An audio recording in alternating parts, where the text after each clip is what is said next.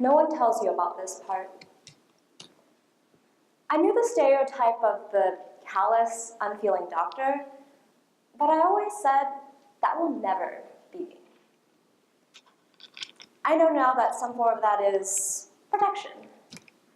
Protection against feeling too much. My therapist tells me I have big emotions, and I don't know how to deal with them because I never learned properly growing up. Yes, I feel too much sometimes, but I always told myself this was a gift. Sure, being a doctor is trying emotionally, but I never processed how I would cope. This year, it's come into focus. In our first class of second years, I was challenged in ways I was not ready for. The material in brain behavior is deeply personal. We have to know the diagnostic criteria for Alzheimer's disease and bipolar disorder. We have to know how to assess somebody's risk for suicide. We have to understand the mechanisms of pain and of opioid use disorder. What was most sickening to me was that the end game is a test to regurgitate these textbook definitions that I flip through on my flashcards every night. I still remember being confronted by a picture of a brain that had atrophied so much there was more space than tissue. Hydrocephalus ex vacuo. It almost felt sick to mark the card good. Front. Lewy body dementia is characterized initially by dementia and blank, followed by Parkinsonian features. Back. Visual hallucinations. My father used to go down every weekend to take care of my grandmother, and while at the time I resented it, I cannot imagine now the unbelievable pain he must have felt seeing his mother unable to bathe herself, go to the restroom on her own, or recognize her grandchildren's faces. Front. What drug intoxication is characterized by respiratory and CNS depression, pinpoint pupils, and reduced gag reflex? Back. Opioids. I have lost 3 elementary and high school friends to overdose, and several more still battle addiction. I am sometimes afraid to enter Facebook, scared to find out who died today. Front. What gender is most likely to die by suicide? Back. Males. A boy I ran track with died by suicide in 2015. Another boy with whom I had many classes took his own life after stabbing another man. He was voted most likely to succeed in our school yearbook. I got drunk for the first time at his house on Pinnacle whipped vodka and orange juice. We filmed a group project together, a comical retelling of The Miller's Tale from the Canterbury Tales. Front.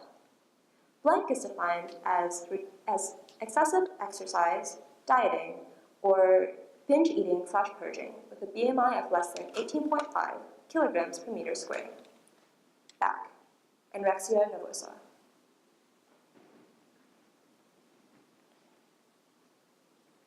My sister got thinner in the 7th grade. And I didn't realize, or I forced myself to ignore the severity of it until she finally got help. I remember sitting on an overstuffed sofa in a waiting room for what felt like hours, casually glancing through books about eating. The next day, she was checked into an inpatient facility. My flashcards don't encompass the enormous weight that my sister's shrinking body dumped on our family. They don't capture the pain of meal times, the hours she would spend standing in front of a mirror, the lies, and the profound grief. They don't tell you that patients get obsessive, my sister couldn't sit on the couch for the fear of the sensation of sinking in. We knew that if she was in the bathroom with the door closed, she was likely body checking. Our test questions don't mention how patients with eating disorders look incredibly old and incredibly childlike at the same time. They don't mention how patients on eating disorder wards are not allowed to use the restroom with the door closed. They don't ask about the family dynamics that dominate a patient's life outside of the doctor's office. My mother had anorexia too, and I can tell you now that mealtimes are not fun, even with my sister in recovery.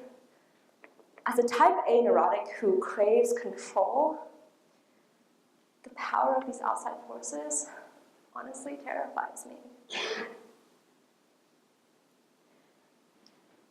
When I came to med school, I wanted to help people. Like other idealistic college students, I honestly believed that I could make a difference. I am profoundly driven to help others, even at the expense of myself. That might sound like a humble brag, but it has honestly fucked up my life. I worry that this profession that I chose will suit my nature, but it will suck so much out of me that I will have nothing left to give. This semester has been challenging enough as it is. I find myself searching YouTube for videos of Huntington's disease, Broca's aphasia, frontal lobe seizures, Parkinson's disease. It helps me to put a person to a disease rather than just memorizing facts in a vacuum. But these people that I'm learning from are somebody's friend, somebody's grandmother, somebody's sister. I worry that I will harden just like those doctors whom I thought I would surpass. I cherish my heart and my emotions, but I also recognize a tendency to set myself on fire to keep others warm. Years of not taking care of myself have caused me to really not know who I am. In fact, I'm so far removed from my sense of self that the distance allows me to truly hate myself. No matter how much I lay down for others, I can only see myself as inauthentic, selfish, and self-centered. I want to remain optimistic, to believe that the remainder of second year will not suck away the remainder of my humanity. As I slog through hundreds of practice questions and flashcards, I want to find a balance between empathy and analyzing, to separate my friends, my grandmother, my sister from the patients in the vignettes, and to somehow create a space between my future patients and myself while still maintaining my strength of caring.